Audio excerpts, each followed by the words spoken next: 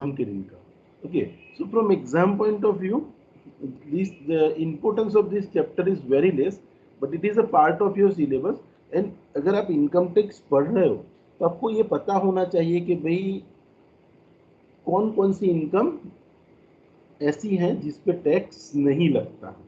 ठीक है, तो कौन कौन सी इनकम पे टैक्स नहीं लगता है वो हमें समझना है। तो देखो सबसे पहले देखो ये मटेरियल में यहाँ पे नहीं लिखा है, बट सबसे पहले ये मैंने आपसे आगे भी आपके साथ आगे भी डिस्कस किया और कल भी मैंने आपसे डिस्कस किया था कि अगर एग्रीकल्चर इनकम होती है, ये सेक्शन 10 जो है, ओके, यहाँ से हम चालू करेंगे सेक्शन 10। ठीक है, तो ये सेक्शन 10 जो है, तो as per section 10 sub section 1, देखो यहाँ ये मटेरियल में सेक्शन 10 सब सेक्शन 2 से चालू किया, लेकिन सेक्शन 10 सब सेक्शन 1 वो आपको मैं ओरली बताता हूँ कि अगर इंडिया के अंदर एग्रीकल्चर लैंड है, ठीक है, और वो एग्रीकल्चर लैंड से अगर कोई एग्रीकल्चर इनकम अराइज होती है, ओके, तो agriculture income is always exempt from tax. लेकिन वो कौन सी एग्रीकल्चर इनकम एग्जाम होगी? The agriculture income derived from the land situated in India. मतलब आपके पास एग्रीकल्चर लैंड है, वो कहाँ पे सिचुएटेड है? इंडिया में। तो वो एग्रीकल्चर लैंड से जो इनकम अराइज होती है, अभी वो एग्रीकल्चर जो लैंड है उस पे आप खुद एग्रीकल्चर एक्टिविटी करते हो, या तो फिर वो लैंड आपने किसी को रेंट पे दिया है, या तो फिर उस पे आपने फार्म हाउस बना के फार्म हाउस को कोई एग्रीकल्चर पर्पस के लिए किसी को यूज करने के लिए दिया है। तो यहां से अगर आपको कोई एग्रीकल्चर इनकम होती है तो वो एग्रीकल्चर इनकम पे कभी भी इनकम टैक्स नहीं लगता। मैं ऐसा नहीं बोल रहा हूँ उस पर टैक्स नहीं लग रहा, देखो उस पर टैक्स लगता है, लेकिन स्टेट गवर्नमेंट अपना जो स्टेट लेवल का जो टैक्स होता है वो टैक्स स्टेट गवर्नमेंट करती है एग्रीकल्चर इनकम। ठीक है, और इनकम टैक्स कौन सी गवर्नमेंट का एक्ट है? सेंट्रल गवर्नमेंट का। और सेंट्रल गवर्नमेंट को एग्रीकल्चर इनकम पे टैक्स लेने का पावर नहीं है, इसीलिए एग्रीकल्चर इनकम इंडिया में एग्जम्प्ट है। इंडिया में कौन से एक्ट में एग्जम्प्ट है? इनकम टैक्स एक्ट में एग्जम्प्ट है। मतलब एग्रीकल्चर इनकम पे कभी भी इनकम टैक्स नहीं लगता। हाँ, उस पर टैक्स लगता है, इनकम टैक्स नहीं, टैक्स लगता है, लेकिन वो कौन सा वाला टैक्स? स्टेट लेवल का जो टैक्स है, वो स्टेट लेवल का टैक्स उस पर लिया जाता है। ओके, so ये यहाँ पे लिखा नहीं है, but you have to remember this, that agriculture income, because agriculture income is altogether separate chapter which is given in this material, but we don't have to go in that much detail. But see, you just remember that agriculture income, any rent or revenue derived from the agriculture income, agriculture land which is situated in India is exempt from tax. Any rent or revenue derived from a land which is situated in India is exempt from tax. तो ये section 10 sub section 1, okay, section 10 sub section 1 क्या कहता है कि income tax का जो section 10 sub section 1 है वो एग्रीकल्चर इनकम के बारे में बात करता है। ये अपने मटेरियल में नहीं लिखा है, but you have to remember this. Section 10 sub section 1 of the income tax act what is कि एग्रीकल्चर इनकम इनकम, अभी एग्रीकल्चर इनकम किसको कहेंगे? क्योंकि कोई भी आप रेंट अर्न करते हो, मतलब अपने रेंट एग्रीकल्चर लैंड किसी को किराए पे दिए यूज करने के लिए, या तो फिर आप खुद एग्रीकल्चर इनकम एक्टिविटी कर रहे हो और वहां से अपने रेंट और रेवेन्यू रिसीव किया है। कहाँ से? क्योंकि फ्रॉम दी एग्रीकल्चरल लैंड, क्योंकि agriculture land situated in India. Okay, तो अगर एग्रीकल्चर लैंड इंडिया में सिचुएटेड है, ओके, और वो एग्रीकल्चर लैंड से अगर आपको कोई भी इनकम आती है तो ये एग्रीकल्चर इनकम हमेशा क्या होगी? It will be always exempt from tax. It will be always exempt from tax. वो ये इनकम हमेशा एग्जम्प्ट फ्रॉम टैक्स होगी, उस पर कभी भी टैक्स नहीं लगेगा। ओके, देखो कल मैंने एक सम कराते टाइम पे हमने एग्रीकल्चर इनकम फ्रॉम नेपाल देखा था, और उसको हमने क्या किया था, उसका रेसिडेंशियल स्टेटस देके उसको टैक्सेबल कर दिया था। क्यों? क्योंकि वो income was derived from the agriculture land which is situated in Nepal. लेकिन अगर लैंड इंडिया में सिचुएटेड है और वहां से अगर आपको एग्रीकल्चर इनकम अराइज हो रही है तो वो एग्रीकल्चर इनकम हमेशा क्या हो जाएगी, it will be exempt from tax. So agriculture income will be exempt from tax. Okay, तो agriculture income section 10 sub section 1 क्या कहता है कि agriculture land is sorry agriculture income is always exempt from tax. Understood all of you? Hello? कि agriculture Yes, land, sir. Okay, Sir. Agriculture, yes, so agricultural land is always exempt from tax. Okay, now another point is that section 10 subsection 2. Okay, what section 10 subsection 2 says, let us refer it from the material. Okay, so देखो section 2 subsection section 10 subsection 2, share received by a member from HUF is exempt even if such income is also, even if exempt to the member, even if such income is also exempt to the HUF। मतलब देखो, अगर आप Hindu undivided family के member हो, if you are a member of HUF, अगर अब HUF का concept आपको पता है, मैंने पर्सन की डेफिनेशन में पढ़ा है, तो HUF जो है Hindu undivided family, now you know that this HUF is a separate person. HUF का कौन है, तो क्या सेपरेट पर्सन है।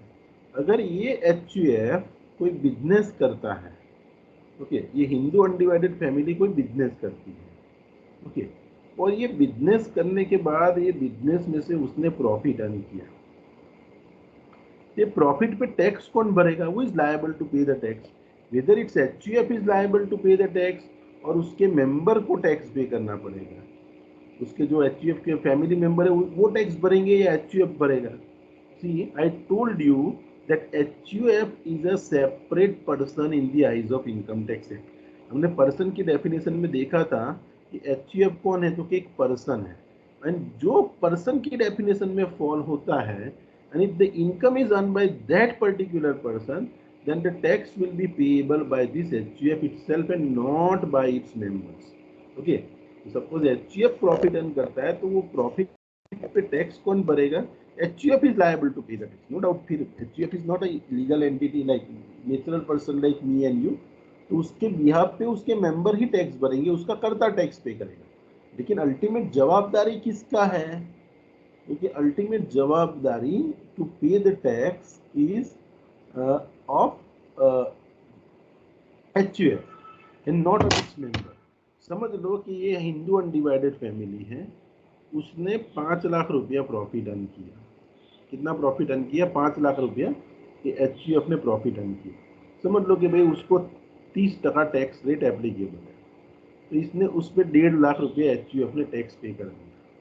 भी बाकी बचा कितना, तो कि 3,50,000।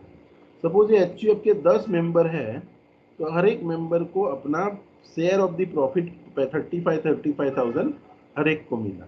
ओके, तो अभी क्वेश्चन अराइज होता है कि जब ये मेंबर्स होते हैं, उनको ये शेयर ऑफ द प्रॉफिट ये HUF से रिसीव करते हैं, तो उनके लिए ये टैक्सेबल होगा या नहीं होगा। तो ये पॉइंट हमारा क्या कहता है, देखो सेक्शन 10 सब सेक्शन 2 क्या कहता है, share received by the member from HUF। अगर कोई भी शेयर ऑफ द प्रॉफिट अगर HUF का मेंबर HUF से रिसीव करता है, तो ये उसके मेंबर्स के लिए, ये HUF के जितने भी मेंबर ने उसका शेयर ऑफ द प्रॉफिट लिया है, वो share of the profit member के लिए क्या हो जाएगा, एग्जम्प्ट। लॉजिक क्या है, what is the logic lying behind this, बहुत सिंपल सा लॉजिक है। प्रॉफिट किसने अर्न किया, HUF ने, उस पे टैक्स किसने पे कर दिया, HUF ने। अभी ये बाकी बचा हुआ प्रॉफिट अपने मेंबर के बीच में HUF ने डिस्ट्रीब्यूट कर दिया। अभी ये मेंबर से भी टैक्स लिया जाएगा, तो क्या होगा, there will be a double taxation. Okay, 2 बार टैक्स लगेगा, क्योंकि एक बार तो किसने पे कर दिया टैक्स, HUF ने पे कर दिया, अभी दूसरी बार उसके मेंबर से टैक्स लिया जाएगा, तो डबल टैक्सेशन होगा। तो in order to avoid the double taxation, same income पे 2 बार टैक्स ना लगे, इसीलिए क्या किया है कि भाई HUF का जो भी मेंबर है, और HUF अपने मेंबर के बीच में जब भी प्रॉफिट डिस्ट्रीब्यूट करता है, So whatever share is received by the member from the HUF is always exempt from tax. और उसके पीछे लॉजिक क्या है? लॉजिक ये है कि to avoid the double taxation, एक ही इनकम पे दो बार टैक्स ना लगे, इसीलिए HUF जो भी प्रॉफिट अर्न करता है वो प्रॉफिट एग्जम्प्ट फ्रॉम टैक्स है. So this is the logic lying behind this. Understood all of you? Hello, समझ में आया क्यों HUF ने के मेंबर ने अगर प्रॉफिट अर्न किया है तो उनके लिए टैक्सेबल नहीं होगा, क्योंकि टैक्स ऑलरेडी HUF ने पे कर दिया. You can see here 5 lakh HUF ने प्रॉफिट अर्न किया, उस पर 1.5 लाख टैक्स HUF ने पे कर दिया. अभी ये बाकी का बचा 3,50,000. सपोज हर एक मेंबर के बीच में 35,000 डिस्ट्रीब्यूट कर दिया. अगर मेंबर से भी टैक्स दिया जाएगा तो क्या होगा? Double taxation.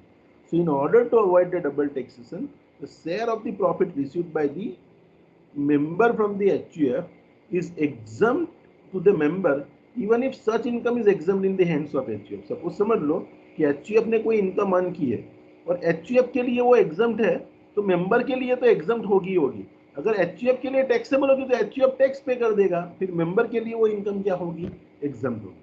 मतलब HUF में से अगर आप कोई भी HUF के मेंबर हो और HUF के मेंबर के फॉर्म में आपको HUF से कोई share of the profit receive कर रहे हो, it will be always exempt for you, exempt in the hands of member. Understood all of you? Hello? Yes, sir. Okay. Now the same point let us discuss again. Section 10 subsection 2A. Share of the profit received by the partnership firm from the partnership, share of the profit received by the partner from the income of the firm. देखो same logic पे ये दूसरा principal भी काम कर रहा है कि भाई अगर आप पार्टनरशिप फर्म के पार्टनर, और अगर पार्टनरशिप फर्म के अगर आप पार्टनर हो and in the capacity of partner, if you receive any share of the profit from the partnership firm, then in the hands of partner that share of the profit will be exempt. आपको मैंने पढ़ाया हुआ है person की definition में कि person की definition में फर्म को क्या कहा जाता है. देखो पर्सन की डेफिनेशन में हमने पढ़ा था कि firm is also a person. तो कोई भी पार्टनरशिप फर्म है वो कौन है? कि पर्सन है. और जो जो पर्सन की डेफिनेशन में फॉल होता है, see they are treated as a separate entity in the eyes of the income tax law. And if this firm earns the profit, then on this profit who is liable to pay the tax? This firm is liable to pay the tax. उसके partner को tax नहीं पे करना है. Okay, तो समझ लो कि suppose ये पार्टनरशिप फर्म है और ये पार्टनरशिप फर्म ने 5 लाख रुपया प्रॉफिट किया. ये पार्टनरशिप फर्म के 2 पार्टनर हैं. अभी समझ लो कि ये 5 लाख प्रॉफिट अर्न किया, तो ये प्रॉफिट पे टैक्स कौन पे करेगा? पार्टनर या फर्म? देखो firm is a separate person in the eyes of income tax. तो अगर पार्टनरशिप फर्म ने प्रॉफिट अर्न किया है तो पार्टनरशिप फर्म टैक्स पे करेगा. समझ लो कि पार्टनरशिप फर्म ने 1 लाख रुपया टैक्स पे कर दिया, तो टैक्स पे किया 1 lakh rupees. Okay, the tax is paid 1 lakh. Now see the remaining amount is rupees 4 lakh. The remaining amount is rupees 4 lakh. Now this is what, this is the profit after tax. This is what, this is the profit after tax. Now the profit after tax is there, then profit after tax is distributed among the, suppose there are 2 partner Mr. A and Mr. B. तो Mr. A ने 4 लाख में से 2 लाख ले लिए, 2 lakh Mr. B ने ले लिए. Okay, now see that this 2 lakh is received by Mr. A, 2 lakh received by Mr. B. Is Mr. A and Mr. B are liable to pay the tax on this 2 lakh? Answer is no. What is the reason? हमने profit earn किया, हमने उस पर tax पे कर दिया. अभी ये प्रॉफिट आफ्टर टैक्स है. अगर ये पार्टनर से दूसरी बार मतलब टैक्स लिया गया तो क्या होगा? There will be a double taxation. Okay, there will be a double taxation. तो दूसरी बार टैक्स ना लगे, इसीलिए यहाँ section 10 subsection 2A of the income tax act, what it says, that if the share of the profit is received by the partner from the partnership firm, is always exempt from tax. So this is the list of exempted income. So here it is mentioned that share of the profit received by the partner from the income of the firm. तो firm की जो income है, okay suppose ये partnership firm की income 5 lakh थी, उसमें से tax भरने के बाद 4 लाख हुआ, और ये 4 लाख में से आपको 2 लाख जो मिला, तो that will be exempt in the hands of partnership, in the hands of partner. Okay, so it will be exempt in the hands of partner. Okay, so exempt to the partner even if such income is exempt to the partnership firm. Suppose समझ लो कोई partnership firm ने income earn की और partnership firm इस पे tax नहीं भर रहा है क्योंकि वो इनकम पार्टनरशिप फर्म के लिए एग्जम्प्ट है, तो वो उसके मेंबर के लिए भी एग्जम्प्ट होगी. लेकिन अगर इनकम टैक्सेबल है तो after payment of tax if any profit is distributed among the members, then in the hands of member that income will not be taxable. Okay, so वो taxable नहीं होगा. Understood? Then the next one let us discuss. देखो section 10 subsection 4(2) interest received by the money in non-resident external account in any bank in India. Okay, मतलब देखो ये NRE non resident external account जिसको हम popularly कहते हैं NRE account.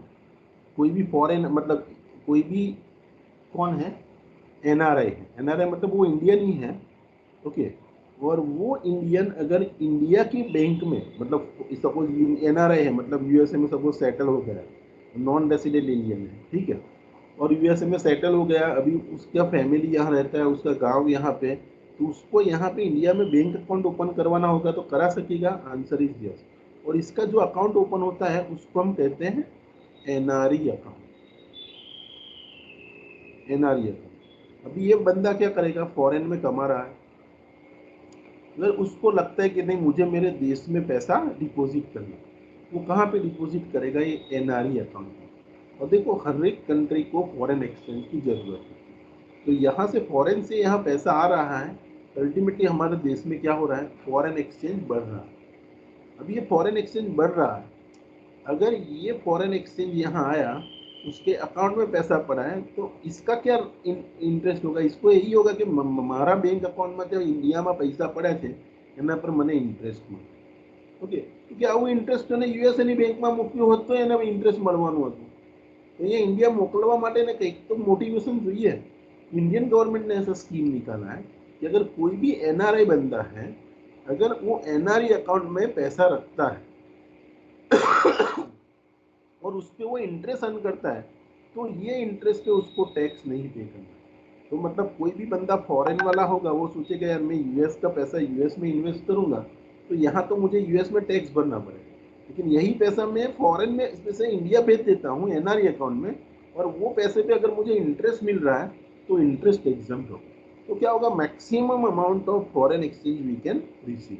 So with that intention, see government has introduced this section 10 subsection 4 subsection clause 2 that interest received by money in the interest received on the money in the non-resident external account जिसको हम NRE account बोलते हैं. So in the bank in India मतलब India में कोई भी bank में अगर कोई भी NRI है, वो NRI अगर इंडिया का कोई भी बैंक में NRE अकाउंट है उसमें पैसा रखता है और उस पर अगर उसको कोई इंटरेस्ट मिल रहा है, तो see it is exempt from tax. मतलब ये एग्जम्पशन किसके लिए, this exemption is for NRI.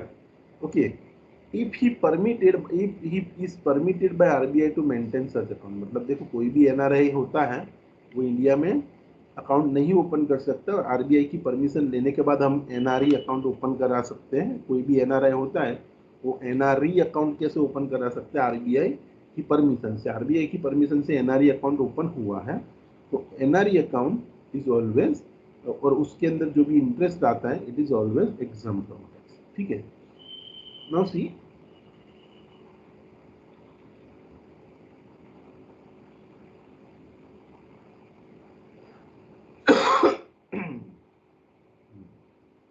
अभी ये सेक्शन 10 सबसेक्शन 6 है. ओके, तो section 10 subsection 6 what it says that remuneration to certain individual who are not a citizen India it subject to fulfill of it is certain condition. देखो कुछ लोग ऐसे हैं जो इंडिया के अंदर रहते हैं, कुछ लोग कैसे हैं जो इंडिया के अंदर रहते हैं, और उन लोगों को रेम्यूनरेशन और उसका जो भी सैलरी है वो फॉरेन से यहाँ आ रहा है। और सपोज मैं इंडिया की कोई फॉरेन की कंपनी का एम्प्लॉई हूँ, लेकिन रहता इंडिया में हूँ, और मुझे सैलरी मेरी फॉरेन से आ रही है, ओके, तो वो टैक्सेबल होगी या नहीं होगी, उसके लिए 3-4 क्लोज दिए हुए हैं कि अगर देखो foreign remuneration of the foreign diplomats in India, foreign diplomats means what, कि अगर कोई भी कंट्री है, वर्ल्ड की कोई भी कंट्री, उसकी एम्बेसी इंडिया में होगी, ठीक है, भले वो पाकिस्तान है तो पाकिस्तानी एम्बेसी भी इंडिया में होती है, ठीक है। If you have seen the movie Bajrangi Bhaijaan, in that the Pakistan embassy is shown, okay. So क्या होता है कि उसमें जो भी काम करते हैं वो एम्बेसी में, वो ऑफिस इंडिया की अंदर होती है, उसके जो भी एम्प्लॉई वो का किसके हैं, पाकिस्तान गवर्नमेंट के, और उनको सैलरी भी कौन देगा, पाकिस्तान गवर्नमेंट। जैसे यूएस की एम्बेसी होगी तो वो ऑफिस इंडिया में सिचुएटेड होगी, लेकिन उसके अंदर जो भी एम्प्लॉई है वो सब कहाँ से आए हैं, क्योंकि यूएस से आए हैं, और उनको सैलरी कौन देता है, यूएस गवर्नमेंट। तो वो सब लोगों को हम क्या कहते हैं, फॉरेन डिप्लोमेट्स, जो फॉरेन की कंट्री के रिप्रेजेंटेटिव इंडिया में काम करते हैं एम्बेसी में। और ऐसे फॉरेन एम्बेसी है, foreign diplomats, okay. Then, if that diplomats in India received uh, such remuneration, अपने देश से वो कुछ रेम्यूनरेशन रिसीव कर रहे हैं, तो that will be exempt. Okay, तो remuneration by received by the Indian official in such foreign countries should be exempt. Okay, तो remuneration received by Indian official in such foreign countries should be exempt. Okay, मतलब ये दोनों तरीके से है। जब India का बंदा है,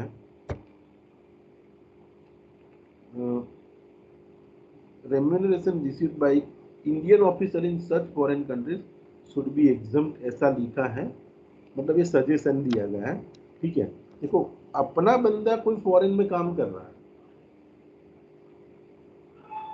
अगर इंडिया का कोई सपोज समझ लो, Indian embassies are also situated in all over world, ठीक है, लेकिन इंडियन एम्बेसी से अगर इंडियन एम्बेसी में हमारा कोई बंदा काम कर रहा है फॉरेन में, और हम इंडियन गवर्नमेंट सैलरी देती है उसको, तो वो क्या है, टैक्सेबल है। कल मैंने आपको सम भी एक कराया था, वो सम के अंदर भी आपको मैंने बताया था कि भाई कोई इंडियन गवर्नमेंट से आपको वर्ल्ड के कोई भी कोने में पैसा मिलता है तो that will be taxable. Okay, तो ये एक सम में मैंने आपको कराया था कल के भाई इंडियन एम्बेसी में कोई एक बंदा काम करता है फॉरेन में, तो उसका सैलरी टैक्सेबल है। लेकिन फॉरेन का बंदा इंडिया के अंदर काम करता है और उसकी कंट्री से सैलरी रिसीव कर रहा है, तो दैट इज टैक्सेबल। तो ये एक सजेशन दिया गया है कि ये एग्जाम होना चाहिए, ओके। हमें इससे कोई लेना देना नहीं, हम इतना याद रखेंगे कि remuneration of the foreign diplomats in India, मतलब कोई भी फॉरेन का डिप्लोमेट है वो इंडिया में रहता है और अपनी कंट्री से सैलरी यहाँ रिसीव करता है, तो इंडियन गवर्नमेंट ने उसको क्या कर दिया, एग्जाम कर दिया। लेकिन इंडियन गवर्नमेंट अपने बंदे जो फॉरेन में जाके काम करते हैं एम्बेसी में, और उसको सैलरी देता है, तो Indian government takes the charge और टैक्स फ्रॉम देम, ओके। तो वो आप छोड़िए, अभी आप इतना याद रखिए कि इंडियन सॉरी फॉरेन एम्बेसी में फॉरेन के बंदे जो काम कर रहे हैं यहाँ पे एज ए डिप्लोमेट, और if the salary is received by them तो that is taxable. Now let us move to the next point, it is exempt. तो अपने को आप इतना ये ब्लू वाला है वही पढ़ना, ठीक है, ये suggestions don't read this suggestion. Same way remuneration of the employee of the foreign enterprise, okay. अगर कोई भी फॉरेन की एंटरप्राइज इंडिया में ऑपरेट कर रही है, मतलब फॉरेन की कंपनी की कोई ब्रांच इंडिया में, ओके, और उसका एम्प्लॉयर जो है यहाँ पे इंडिया में कोई बिजनेस नहीं कर रहा है, remuneration of employees of foreign enterprise, employer is not engage in any business और प्रोफेशन इन इंडिया, ओके। अगर उसका एम्प्लॉय इंडिया में 90 डेज से कम स्टे कर रहा है, then the remuneration paid to such employee is exempt and it is not deductible to the employer. Okay, मतलब देखो एक सिंपल सी चीज है कि एम्प्लॉयर जो है, अगर समझ लो कि कोई फॉरेन की एंटरप्राइज है, वो इंडिया में कोई बिजनेस नहीं करती, लेकिन उसके एम्प्लॉय ने उसने कोई काम के लिए इंडिया में भेजा है और वो एम्प्लॉय 90 डेज के लिए इंडिया में रहता है। ओके, 90 डेज के पीरियड के लिए वो इंडिया में रहता है, 90 डेज से कम पीरियड के लिए रहता है। ओके, तो और ऐसे बंदे को उसकी कंट्री सैलरी दे रही है इंडिया में। ओके, तो वो सैलरी वो भले वो इंडिया में रिसीव कर रहा है, लेकिन फॉरेन का बंदा है, उसकी कंट्री का पैसा यहाँ रिसीव कर रहा है, इंडिया में 90 डेज स्टे करके वो सैलरी रिसीव कर रहा है। समझ लो कि मैंने एक जर्मनी से मशीन मंगवाया, वो मशीन बिगड़ गया। देखो, वो कंपनी, जर्मनी की जो कंपनी है, वो इंडिया में कोई बिजनेस नहीं कर रही। वो मशीन बिगड़ गया है तो मैंने रिपेयर करने के लिए टेक्नीशियन जर्मनी से बोला, तो टेक्नीशियन इंडिया में रह के वो मशीन को रिपेयर करने के लिए 15-20 दिन रहता है और वो जर्मन एम्प्लॉयर उसको यहाँ पे इंडिया में सैलरी देता है। किसको? Foreign employee. तो सैलरी जो रिसीव कर रहा है वो इंडिया में टैक्सेबल नहीं होगी। Okay, and remuneration paid to such employee should not be deductible to the employer, मतलब उसकी कंट्री में ये उसने जो भी खर्चा किया उसको डिडक्ट नहीं मिलेगा। इस पे हमें डिटेल में जाने की जरूरत नहीं, आप इतना याद रखो, remuneration of employees of the foreign enterprise. तो फॉरेन एंटरप्राइज के एम्प्लॉय अगर इंडिया में 90 डेज से कम स्टे करते हैं और उनको सैलरी उसकी कंट्री पे करती है, तो it is always exempt from tax. Same way salary received by the member of crew of foreign ship. देखो, फॉरेन की कोई शिप फॉरेन से इंडिया आती है, ठीक है, अभी वो इंडिया में आके फॉरेन में, मतलब इंडिया में घूमती रहती है, इंडिया में कुछ काम करते हैं शिप से। ओके, और फॉरेन की शिप अगर इंडिया में रहती है तो वो शिप में जो भी काम करते हैं उन लोगों की सैलरी कहाँ से आती है? फॉरेन से। वो फॉरेन से। और ऐसा बंदा अगर इंडिया में 90 डेज से भी कम रहता है तो कोई भी फॉरेन शिप का क्रू मेंबर है उसकी सैलरी इंडिया में क्या हो जाएगी? Exam. Same way, remuneration received by the foreign government employee from the foreign government for a specified training in India. अगर इंडिया के अंदर फॉरेन के कोई एम्प्लॉय ट्रेनिंग ले रहा है और ये ट्रेनिंग के दौरान अगर ये एम्प्लॉय को फॉरेन की गवर्नमेंट सैलरी दे रही है तो that will be exempt. Okay, that will be exempt. Okay,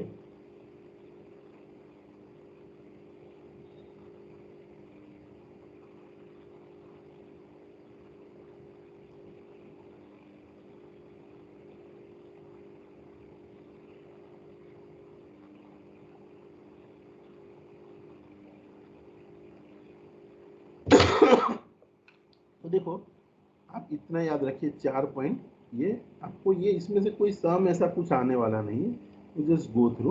okay, पूरा थियोरिटिकल चैप्टर है। ओके, नाउ देखो royalty, next point is royalty received from the foreign from the national technical research organization. Okay, तो देखो, अगर आप ये national technical research organization है, okay, उसको आपका कोई रिसर्च करके देते हो या तो फिर आप कोई सर्विस आपकी प्रोवाइड करते हो, किसको? ये national technical research organization, NTRO को अगर आप कोई आपकी सर्विस दे रहे हो। ओके, वो एनटीआरओ इंडिया में है, उसकी ब्रांच है, फॉरेन में ब्रांच है, नेशनल मतलब ये गवर्नमेंट ऑफ इंडिया का ही ऑर्गेनाइजेशन। तो उससे आपको कोई भी रॉयल्टी या तो फिर एफटीएस मतलब fees for technical service, FTS मतलब फीस फॉर टेक्निकल सर्विस, फिर आप वहां से रिसीव करते, मतलब रिसीव करते हो कहाँ से? National technical research organization. वहां से अगर आप कोई भी फीस रिसीव करते हो तो दैट विल बी एग्जम, वो एग्जम्प्ट हो जाएगी। ठीक है, मतलब आप, ये नेशनल गवर्नमेंट का नेशनल रिसर्च ऑर्गेनाइजेशन है, ठीक है, national technical research organization government का ही। फिर आप इंडिपेंडेंट पर्सन हो, आप आपकी सर्विस वो नेशनल टेक्निकल रिसर्च ऑर्गेनाइजेशन को देते हो, तो नेशनल टेक्निकल रिसर्च ऑर्गेनाइजेशन आपको क्या देगा? या तो आपको कोई रॉयल्टी देगा या तो फिर आपको टेक्निकल फीस देगा। लेकिन आप कहाँ से रिसीव करते हो? National technical research organization. तो वहां से आपने कुछ भी रिसीव किया है तो that will B exam from tax. तो वो नेशनल टेक्निकल रिसर्च ऑर्गेनाइजेशन से आपको कोई भी रॉयल्टीज, कोई भी फीस मिल रही है तो that will B exam from tax. Okay, now the next point, allowances or perquisite paid by government of India, allowances or perquisite paid by the government of India, શું થયા? ક્યાંથી આવે? ઓકે, નહીં, ઓકે,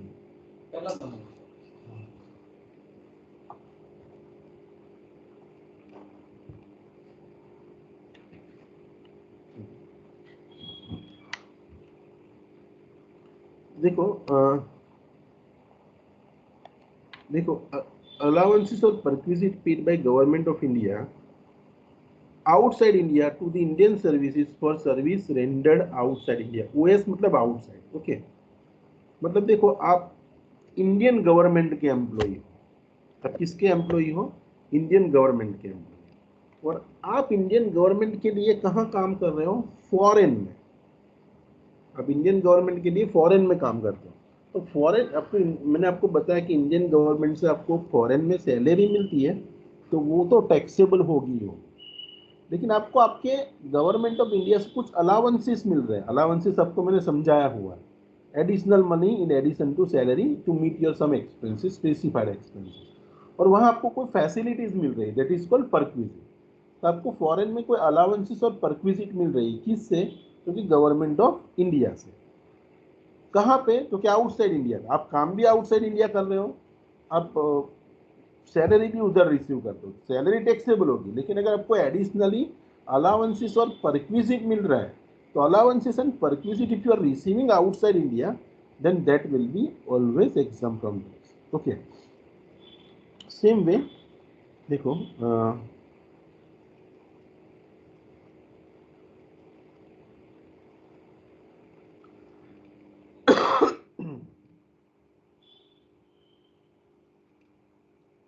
आप कोई भी इनकम कमा लेते हो, समझ लो आपने कोई भी इनकम कमाई।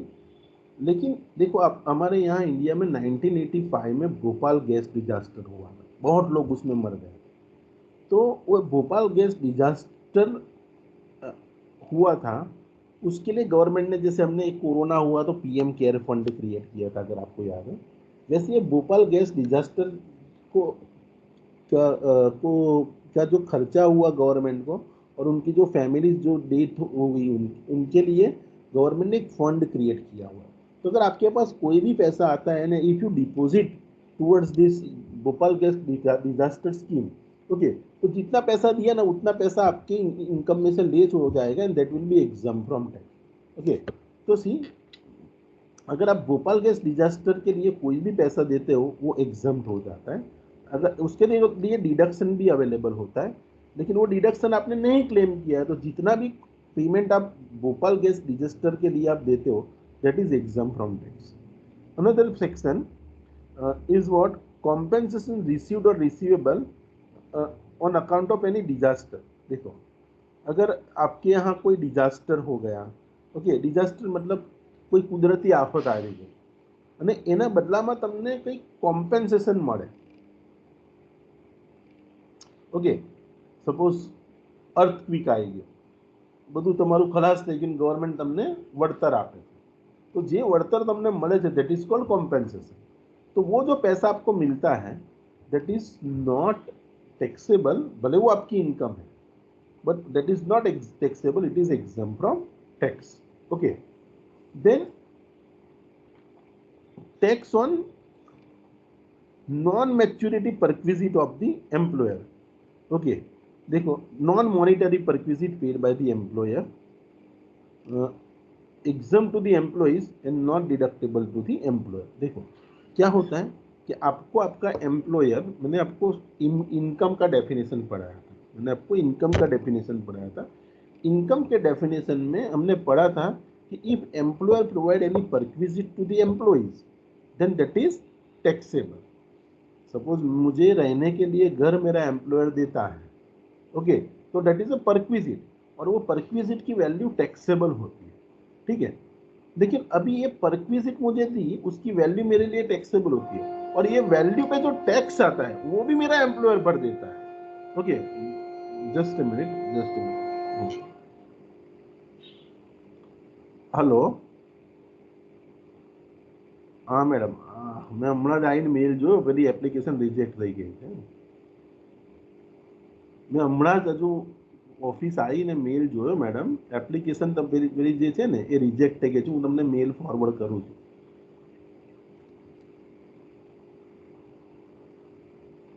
એક બે મિનિટ, હા બેટા, તમે હોલ્ડ રાખજો। હવે આવે છે મેડમ? હલો,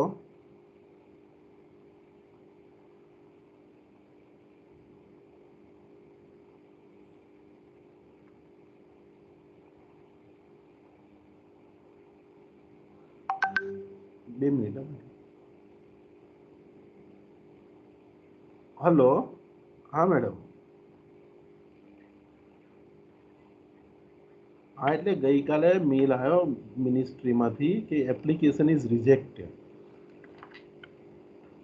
હું તમને ફોરવર્ડ કરું છું મેલ। અને બહુ બધા સિલી ગ્રાઉન્ડ પર એને એપ્લિકેશન રિજેક્ટ કરી છે, બધા ટેકનિકલ ગ્રાઉન્ડ બધા એ થઈ ગયા। કારણ કે 2019ની બેલેન્સ શીટ તમે આપી પેલા એની ચાઇનાની, અમે તો લેટેસ્ટ માગી હતી, પણ લેટેસ્ટ હોય તો આપીએ ને, એટલે એવા ગ્રાઉન્ડ બે ચાર છે એના પર રિજેક્ટ કરી। પણ હવે મેં એમને એટલે ફોન ના કર્યો, પહેલાં હું ત્યાં એને વાત કરું કે હવે શું કરવાનું મારે next, એ પૂછીને પછી મેં કીધું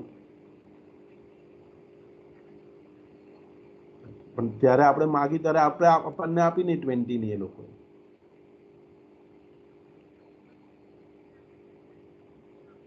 પણ હવે રિજેક્ટ કરી દીધી। હવે તો I think we have to start the process from beginning madam. Reject કરીને એટલે અત્યારે મને ફોન કરીને પૂછવું પડશે કે તું આને રીકન્સિડર કરીશ તો મારે ફરીથી પ્રોસેસ, કારણ કે આટલી બધી મિનિસ્ટ્રીઓમાંથી બધી જ જગ્યાથી આપણને અપ્રુવલ મળી ગયા, ખાલી એ જે મેઇન મિનિસ્ટ્રી છે એને આવા ટેકનિકલ ગ્રાઉન્ડ સિવાયના ખાલી ડોક્યુમેન્ટેડના ગ્રાઉન્ડ પર એને રિજેક્ટ કરી એપ્લિકેશન।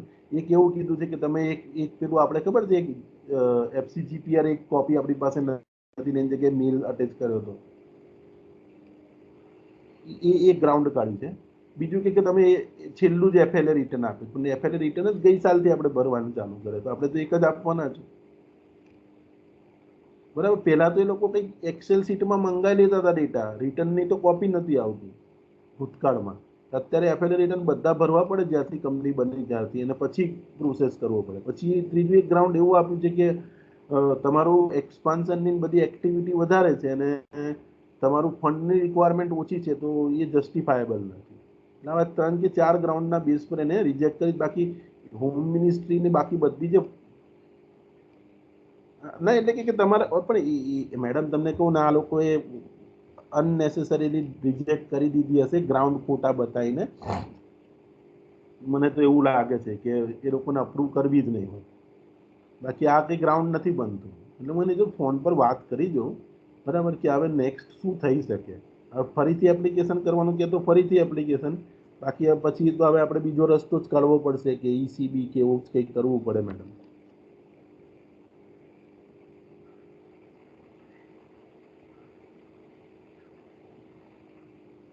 પછી પછી આપણે ઇન્ફોર્મ કરીએ આગળ, હે ને? હા, હું તમને એમ છે ને મેલ ફોરવર્ડ કરી આપું છું અત્યારે 15-20 મિનિટમાં। અને મેં કીધું એકવાર એટલે 11 વાગ્યા પછી જ મેં લોકોને મેં કીધું,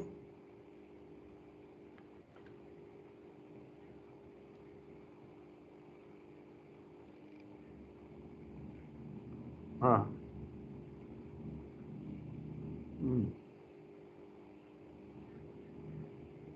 ઓકે ઓકે, હા, એટલે બસ એ જ છે। કારણ કે મને એવું લાગતું નથી કે ભાઈ કોઈ બી ચાઇનાની એપ્લિકેશન અત્યારે અપ્રૂવ કરી હોય એ લોકો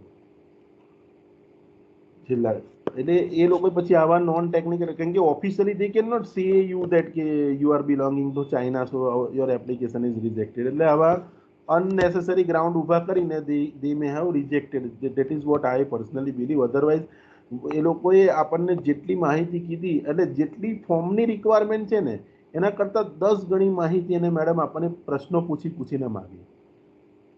અને ફોર્મ એટલે જે ઓફિશિયલ રિક્વાયરમેન્ટ છે, સ્ટાન્ડર્ડ ઓપરેટિંગ પ્રોસેસ છે, એના તો બધા જ ડોક્યુમેન્ટ આપણે આપી દીધા. અને સપોઝ મેં 2019ની બેલેન્સ શીટ આપી તો 2019ની સાથે મેં એફિડેવિટ આપી છે અને ક્લેરિફિકેશન આપી છે કે ભાઈ ચાઇનાની અંદર હજુ આ યર ચાલે છે ને એટલા માટે નથી બની એવું આપણે એને ક્લેરિફિકેશન ક્વેશ્ચનના આન્સરમાં લખીને આપેલું છે મેડમ. ને પછી આવું ખોટું ગ્રાઉન્ડ. અને મેડમ મેં છેલ્લો મેલ કર્યો ને, લાસ્ટ મેલ એને કર્યો ને એના અંદર મેં લખ્યું છે એવું કે if any further information required we are ready to provide the same, એવું મેં અંદર લખ્યું છે મેલ. તે છતાં હવે એટલે હું વાત કરું છું હવે એનો કેવું રિસ્પોન્સ આવે છે. અને પછી તમને છે ને એવું હશે ને કે જે લેટર આવે છે ને પહેલાં વોટ્સઅપથી તમને આપી દઈશ. એટલે પછી તમે કહેશો ને પછી તમને હું ફોરવર્ડ કરી દઈશ, હે ને.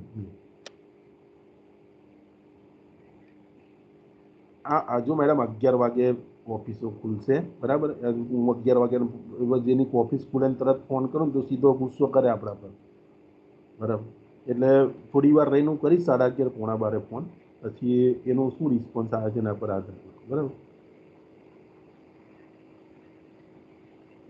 એ જ વ્યક્તિ છે જેને સાઇન કરી છે રિજેક્શન લેટર.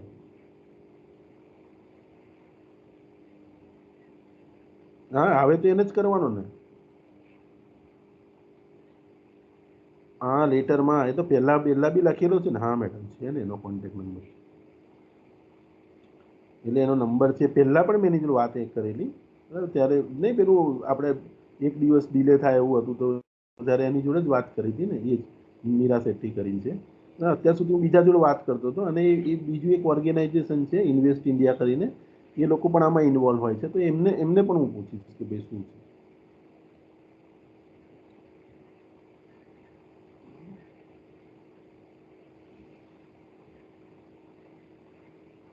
હા હા, બસ એને તો એને મેં ગઈકાલે કર્યો હતો ને સ્ટેટસ જાણવા માટે.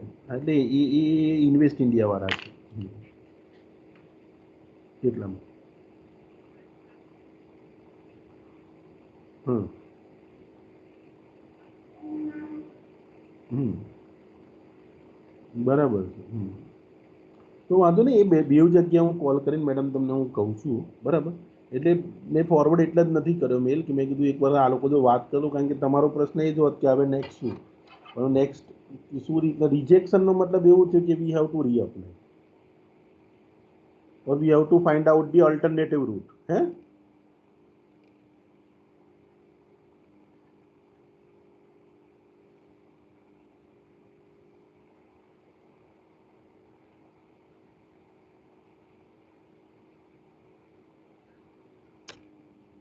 હમ હમ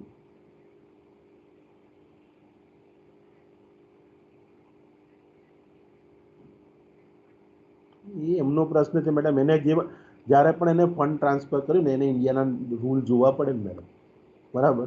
કે તું અહીંયાથી મોકલી શકીશ કે નહીં મોકલ. હા. હમ એક બે મિનિટ, હા મેડમ, એક બે મિનિટ. જસ્ટ હોલ્ડ બેટા. I am just I will take 5 to 10 minutes and then we'll start the lecture. Okay. હા બોલો મેડમ. હા.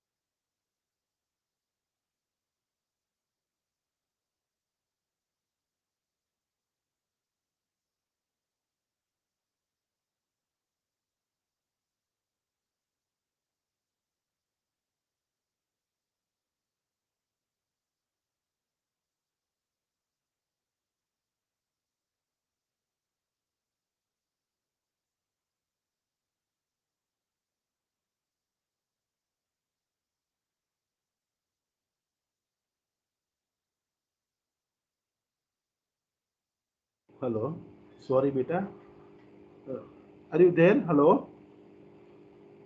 Hello, Yes, sir. Sorry, Yes, sir. There was someone important call, પછી જો attend ના કર્યો તો આખો દિવસ મારો બગાડે, એટલે મેં એટેન્ડ કરી લીધો. Now see let us discuss other points. ठीक है, तो देखो हम डिस्कस कर रहे थे कि अगर कोई एम्प्लॉयर है, मैं आपको थोड़ा लिख के समझाता हूँ तो आपको समझना है. I was on this point. Okay, tax on money non monetary perquisite paid by employer. अगर देखो, अगर मैं एम्प्लॉयर हूँ, ठीक है, मैं एम्प्लॉयर हूँ और मेरे एम्प्लॉई को मैं कोई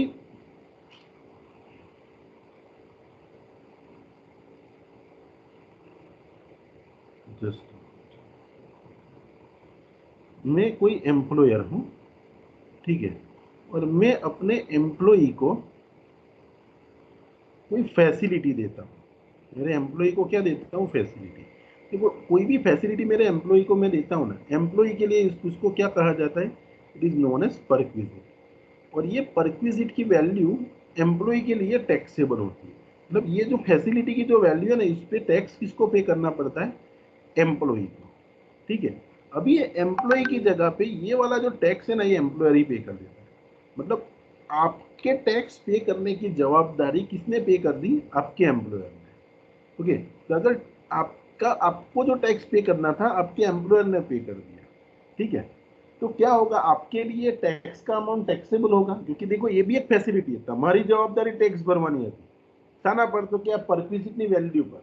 હવે તમારી જગ્યાએ ટેક્સ તમારા એમ્પ્લોયરે ભરી દીધો એટલે તમારી તો ઇન્કમ થઈ. સપોઝ તમારે કોઈને પૈસા ચૂકવવાના છે, એની જગ્યાએ હું ચૂકવી દઉં તો તમારા માટે ઇન્કમ થઈ. તો એ તમારા માટે ઇન્કમ પર ટેક્સ લાગે કે ના લાગે?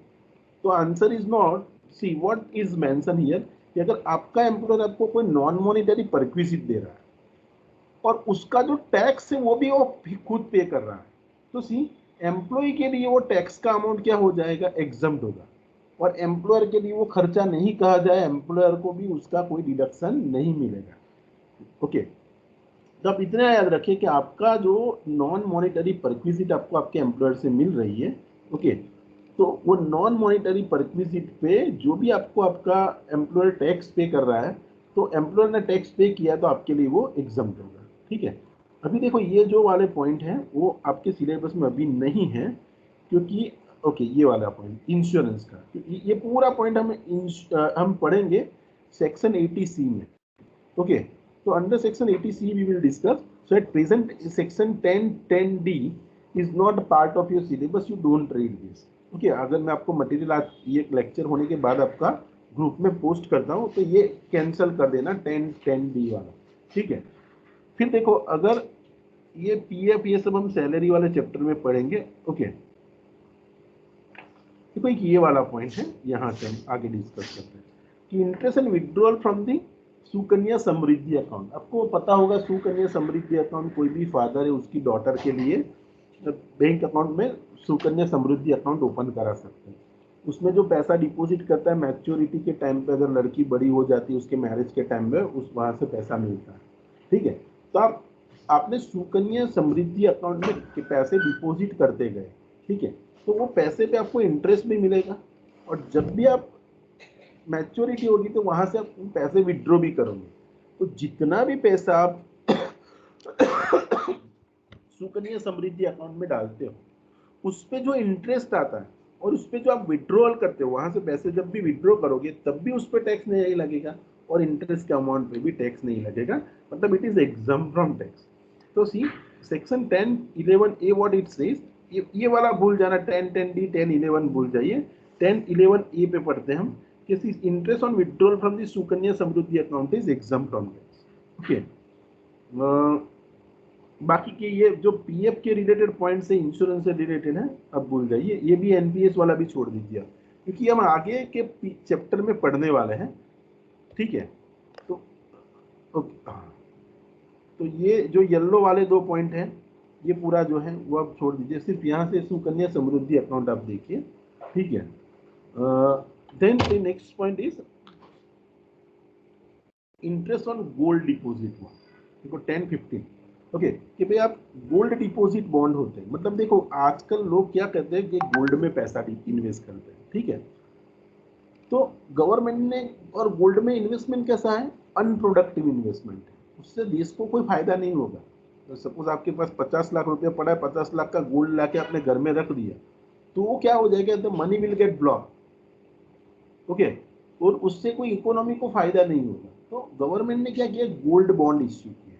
क्या आप गोल्ड की जगह गोल्ड बॉन्ड गवर्नमेंट से बाय करो, जैसे गोल्ड का भाव भाव बढ़ेगा वो बॉन्ड का भाव भी बढ़ेगा, और वो गोल्ड का जो भी बॉन्ड में आपने पैसा इन्वेस्ट किया उस पर आपको रेगुलर इंटरेस्ट भी मिलेगा।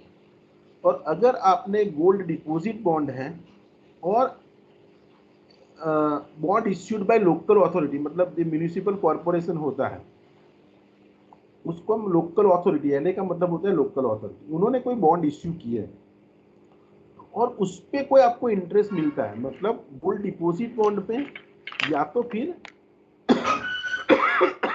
Bond issued by local authority, उस पर कोई भी इंटरेस्ट मिलता है, तो that interest is exempt from tax. So if you receive any bond, okay, sorry, if you receive any interest on gold bond or gold bond issued by the local authority, then that is exempt from tax, वो exempt होगा, ठीक है, that will be exempt from tax.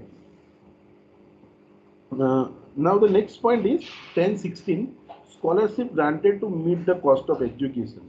Okay, मतलब देखो अगर आपको कोई scholarship आपके एजुकेशन के लिए मिलती है तो आपके लिए वो इनकम ही हुई, तो वो क्या होगा, it is always exempt from tax. तो स्कॉलरशिप आपको मिलती है, तो scholarship if you have received then that scholarship is always exempt from tax, scholarship पे कभी टैक्स नहीं लगता।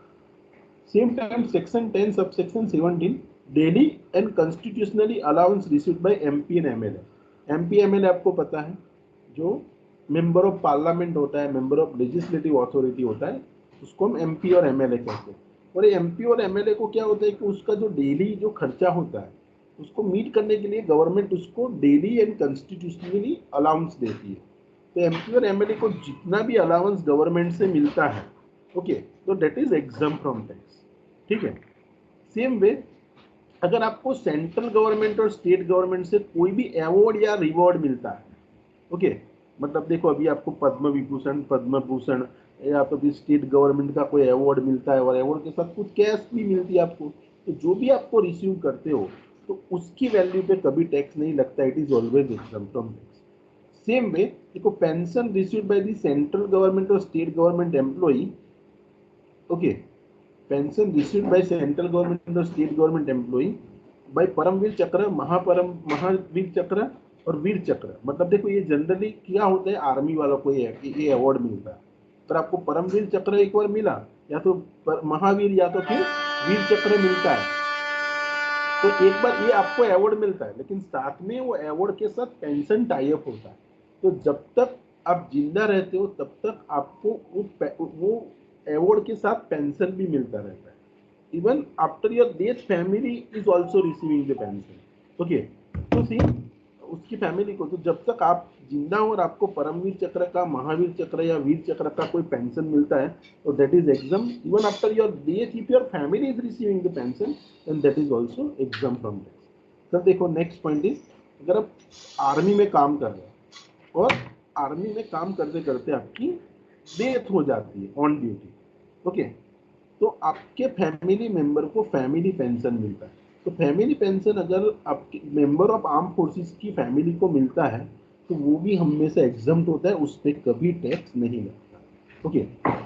देखो गवर्नमेंट ऑफ इंडिया ने कुछ फंड क्रिएट किए, ये फंड की इनकम एग्जाम, इसमें कोई पर्सन की इनकम नहीं है, लेकिन ये स्वच्छ भारत कोष, clean Ganga fund, NPO university educational fund, NPO hospital medical institution fund, ये सभी जो फंड्स हैं, तो ये फंड को आपको नहीं, कोई इंडिविजुअल की बात नहीं की है, गवर्नमेंट ने जितने भी फंड क्रिएट किए और ये फंड को जो इनकम मिलती है तो ये फंड को वो इनकम पे टैक्स नहीं पे करना, ठीक है।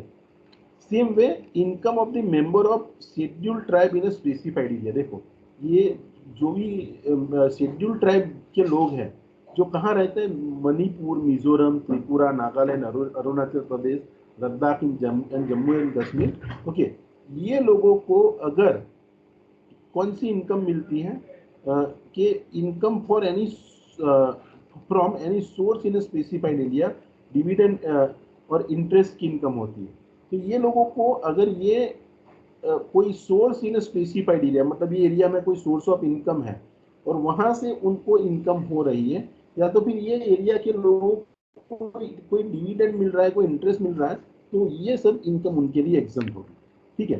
देखो एक next point is 1026 triple A, Sikkimese individual, मतलब सिक्किम के लोग हैं, उनको कोई सोर्स ऑफ, मतलब वो सिक्किम का कोई सोर्स ऑफ स्पेसिफिक इनकम है, सिक्किम में ये एक्टिविटी करने से ही इनकम होती है। तो सिक्किम का कोई भी इंडिविजुअल है और सिक्किम का ही कोई स्पेसिफिक बिजनेस है, उसका इनकम वो करके वो इनकम अर्न कर रहा है, तो वो एग्जाम्प्ट होगी सिक्किम के लोगों को। और सिक्किम के लोगों को डिविडेंड या इंटरेस्ट की इनकम मिलती है, दैट इज ऑल्सो एग्जाम्प्ट। अगर सिक्किम की कोई वुमन है और वो नॉन सिक्किम के साथ मैरिज कर लेती है, तो वो वुमन की इनकम एग्जाम्प्ट हो जाएगी, नॉट एग्जाम्प्ट होगी। लेकिन सिक्किम के लोग जो हैं उनको डिविडेंड इंटरेस्ट की या तो फिर कोई इनकम फ्रॉम एनी सोर्स इन सिक्किम, देखो सिक्किम का कोई भी सोर्स ऑफ इनकम में से उसने इनकम अर्न किया, तो that is exempt from any source area. मतलब ये जो स्पेसिफाइड एरिया में से कोई भी सोर्स से इनकम आई, डिविडेंड से इनकम आई, इंटरेस्ट से इनकम आई, ये 5-6 स्टेट तो ऐसे ही वहां के लोगों को टैक्स भरना ही नहीं है। ओके। अगर देखो कोई माइनर चाइल्ड है, माइनर मतलब जिसने 18 साल की उम्र कंप्लीट नहीं की है, देखो जिसने 18 साल की उम्र कंप्लीट नहीं की, उसकी इनकम, वो तो क्या उसका पैन कार्ड ही नहीं निकलेगा, तो वो टैक्स भरने वाला ही नहीं। ठीक है। लेकिन उसकी इनकम उसके पेरेंट की इनकम में क्लब होती है, और जब भी ऐसे माइनर चाइल्ड की इनकम उसके पेरेंट की इनकम में क्लब होती है, तब सपोज मेरा बच्चा है, उसके नाम पे 5 करोड़ रुपया पड़ा है, और तो उस पर सपोज इंटरेस्ट आ रहा है, तो उसकी इनकम मेरी इनकम में क्लब होगी। तो जब भी क्लब करेंगे तो उसमें से 1500 ऐड नहीं करने का, क्योंकि वो माइनर चाइल्ड की 1500 रुपये तक की इनकम क्या है, एग्जाम्प्ट। ये आ सकता है आपको एमसीक्यू में कि भाई माइनर चाइल्ड की कितनी इनकम एग्जाम्प्ट होती है, तो 1500 रुपये तक की माइनर चाइल्ड की इनकम एग्जाम्प्ट होती है। ओके। देखो अगर capital gain to the shareholder on buyback of the share by the domestic company, ठीक है, अगर आपने इंडिया की कोई कंपनी है, डोमेस्टिक कंपनी है, वो कंपनी के अंदर के शेयर में आपने इन्वेस्टमेंट किया, ठीक है, अभी कंपनी वो शेयर अपने आप बायबैक कर लेती, बायबैक मतलब कंपनी अपने खुद के शेयर बाय करती है। सपोज आपने 100 रुपये में शेयर खरीदे थे कंपनी से, और कंपनी खुद बाय कर रही है 150 रुपये में, तो आपको गेन कितना हुआ, 50 रुपये का गेन हुआ। तो capital gain arise to any shareholder on buyback. Okay. तो वो क्या होगा, वो कैपिटल गेन शेयर होल्डर के लिए एग्जम्प्ट होगा under section 1034A। Okay. Same way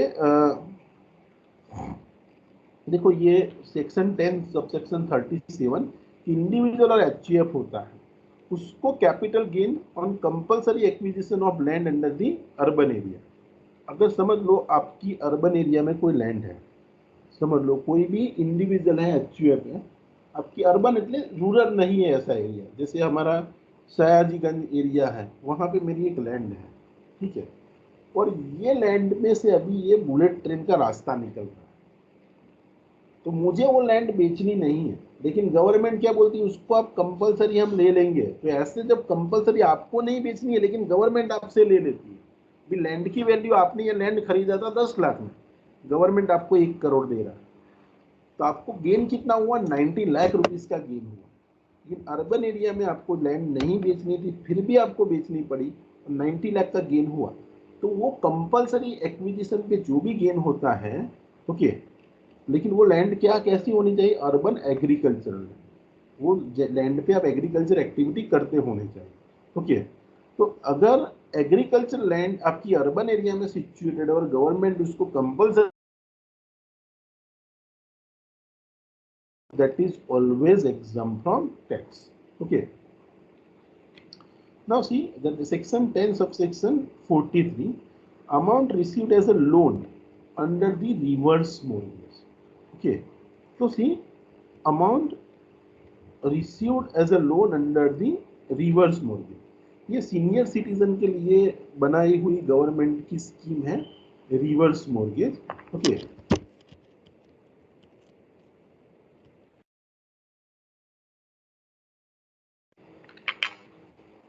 देखो रिवर्स mortgage की इसमें क्या होता है कि जो सीनियर सिटीजन लोग होते हैं, ओके, तो ऐसे लोगों को पैसे की जरूरत ओल्ड एज में पड़ती है, उनके पास प्रॉपर्टी है, ठीक है, तो सी